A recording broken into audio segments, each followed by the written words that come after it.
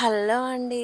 చిన్న రిక్వెస్ట్, మీలో ఎవరైనా నా ఛానల్‌ని ఫస్ట్ టైం చూస్తున్నట్లయితే చిన్న లైక్ ఇచ్చి సబ్స్క్రైబ్ చేసుకోండి. నేనైతే ఈ వీడియోలో ఆనియన్స్‌తోని క్రిస్పీగా అండ్ టేస్టీగా పకోడీ ఏ విధంగా చేయాలో చూపించబోతున్నాను.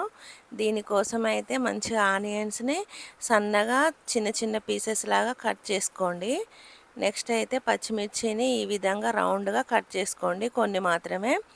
ఆ తర్వాత మనం పచ్చిమిర్చి పేస్ట్ కూడా యాడ్ చేస్తాం కాబట్టి జస్ట్ ఈ ఆనియన్స్లో కొన్ని యాడ్ చేసుకోండి.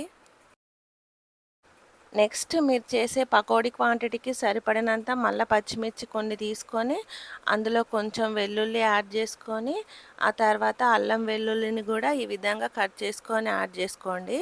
ఆ తర్వాత బరకగా కొంచెం మిక్సీకి వేసుకోండి. నెక్స్ట్ కొత్తిమీరను కూడా మంచిగా సన్నగా తరుముకోండి వీడియోలో చూపిస్తున్నట్లుగా. నెక్స్ట్ మనం తరుముకొని పెట్టుకున్న ఆనియన్స్ అండ్ పచ్చిమిర్చి ఒక పెద్ద బౌల్లో తీసుకొని అందులో కొద్దిగా ధనియాల పౌడర్ కూడా యాడ్ చేసుకోండి. నెక్స్ట్ మిక్సీకి వేసుకున్న పచ్చిమిర్చి, అల్లం వెల్లుల్లి పేస్ట్ అండ్ కొత్తిమీర అండ్ వాటికి సరిపడినంత సాల్ట్ కూడా యాడ్ చేసుకోండి. ఆ తర్వాత కరివేపాకు కూడా యాడ్ చేసుకోండి. ఈ కరివేపాకు, కొత్తిమీర కొంచెం ఎక్కువనే యాడ్ చేసుకోండి. నెక్స్ట్ ఓమ కూడా యాడ్ చేసుకోండి. ఆ తర్వాత కొద్దిగా జీలకర్ర, ఇవన్నీ యాడ్ చేసుకొని మంచిగా చేతితోని ఆ ఆనియన్స్లో ఉన్న వాటర్ బయటకు వచ్చే వరకు మంచిగా కలుపుకోండి. ఆ తర్వాత కొద్దిగా చిల్లీ పౌడర్ కూడా యాడ్ చేసుకోండి. నేనైతే ఇంత క్వాంటిటీ ఆనియన్స్కి 2½ కప్స్ శనగపిండిని అయితే యాడ్ చేస్తున్నా. ఆ తర్వాత హాఫ్ కప్పు బియ్యపిండిని కూడా యాడ్ చేస్తున్నా.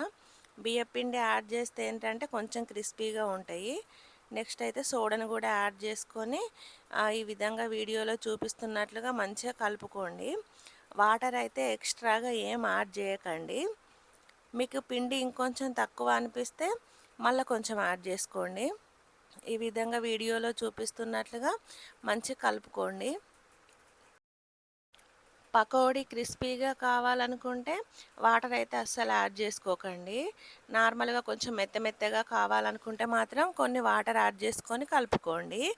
నెక్స్ట్ అయితే ఒక కడాయి పెట్టుకొని అందులో ఆయిల్ వేసుకొని అది హీట్ అయిన తర్వాత చేతికి కొంచెం తడి చేసుకుంటా ఈ పకోడీని వీడియోలో చూపిస్తున్నట్లుగా వేసుకోండి. మొత్తము ఒకే దగ్గర కాకుండా కొంచెం దూరంగా విడివిడిగా ఈ విధంగా వేసుకోండి. నెక్స్ట్ దాన్ని మంచిగా కొంచెం మీడియం ఫ్లేమ్ మీదనే మంచిగా కాల్చుకోండి. మనం పకోడీని ఆయిల్లో వేసిన వెంటనే జాలిగంటతోని కలపకండి. కొంచెం ఒక 10 సెకండ్స్ అన్న గ్యాప్ ఇచ్చిన తర్వాత ఇంకో సైడ్ టర్న్ చేసుకొని మొత్తం ఈవెన్గా కాల్చుకోండి. ఈ విధంగా కాల్చుకున్న తర్వాత ఒక బౌల్లో పేపర్ వేసుకొని వీటిని అందులో వేసుకోండి. నెక్స్ట్ రౌండ్ కూడా ఈ విధంగానే ప్రిపేర్ చేసుకోండి.